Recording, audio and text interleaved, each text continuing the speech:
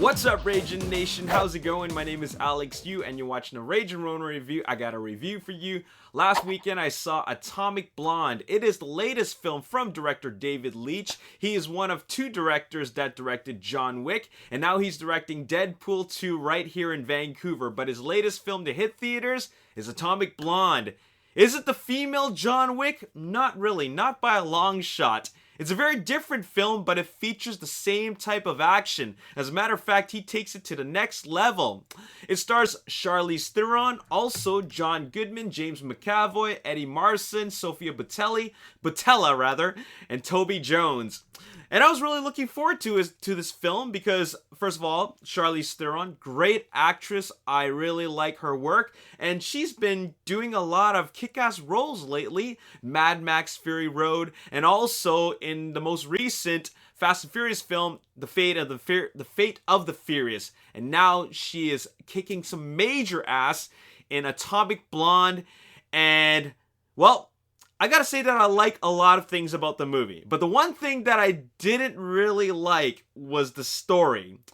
The story was, it's a spy thriller. It takes place during the late 80s, I think 1989, and it takes place in Berlin.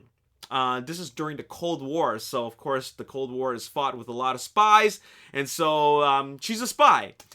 And there's a lot of spy stuff going on. There's so much spy stuff going on that it gets a little bit complicated, almost too complicated for a film like this.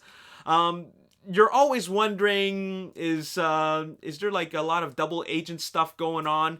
And there really is, and it makes things really, really complex to the point where I'm really losing track of a story that should really be a lot more simple. Because, I really don't like to keep on comparing it with John Wick, but I'm just going to have to say one thing, and that is John Wick worked because it was a simple revenge story about a man who's taking vengeance for the death of his dog. And it really, really worked because of that simplicity. Atomic Blonde, is a little bit complex for its own good. I mean, come on here.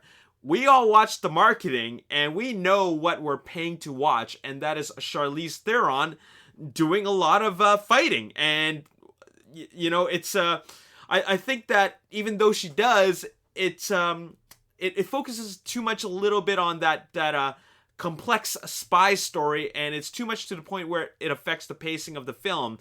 A lot of the members of the audience are probably lost as to what is really going on in the story, and it's kind of hard to follow, especially also because it's told in a non-linear style. It's told in a series of flashbacks, and then I completely lost track of the story, and at the end of the movie, when the credits started rolling, I was just telling myself, I didn't really get it. But I enjoyed all the action. When there is action, it is pretty awesome. And I think they really took the action to the next level with Atomic Blonde. And by next level, I'm talking about one level after John Wick and John Wick 2. Because once we get to that big fight in the third act, it is unlike anything I've ever seen. It is just like, I have to really respect the stunt coordinators, the fight choreographer, and of course Charlize Theron and all the stunt people that were involved in that big scene, because it is mind-blowing. It's a very violent but action-packed scene, and if you really enjoy one-take action sequences, this one is probably the top. I'm serious. It is one of the top, if not the number one one-take action sequences ever put on film. Besides that, I like a lot of aspects about the film. I like the tone of the film. I like the style of the visual style of the film. I like that because it's a Cold War era film. The whole film just feels cold. When you're watching it feels cold. Not just because it takes place in Berlin where it's all snowing, but it just doesn't feel like it feels like hostile territory. They're always on edge. So you get that feeling of dread throughout the movie. But I also like the fact that there's some really great 80s soundtrack in this, like a lot of 80s music in that, and really set the tone for the film, as well as a lot of neon lights, because the neon lights is of course a thing of the 80s, so it really was great for the setting, the time, setting, and location for this film. And so I like the overall atmosphere and feel of the film. I just wasn't a big fan of the story, and I think it really plagued what could have been a tight story.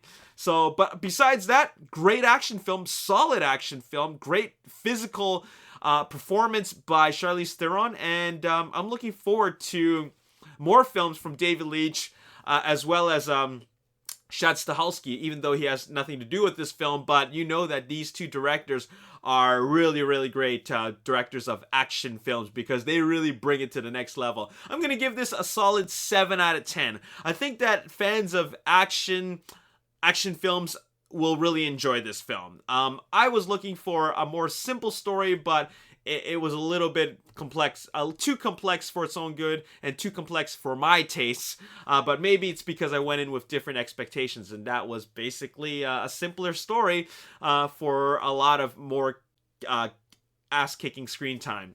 Anyways, that's all I gotta say in this video, this review. That is my review for Atomic Blonde. I'm gonna give it a solid 7 out of 10, and I still recommend it for action junkies. As always, if you enjoyed this video and you want to see more, hit that like button, subscribe to the YouTube channel, like me on Facebook, The Ragin Nation. Also follow me on Twitter at Ragin Nation. My name is Alex. Thanks for watching. I'll see you next time. Peace. Presence is split between himself and Jason Clarke's character, but now you have War for the Planet of the Apes, and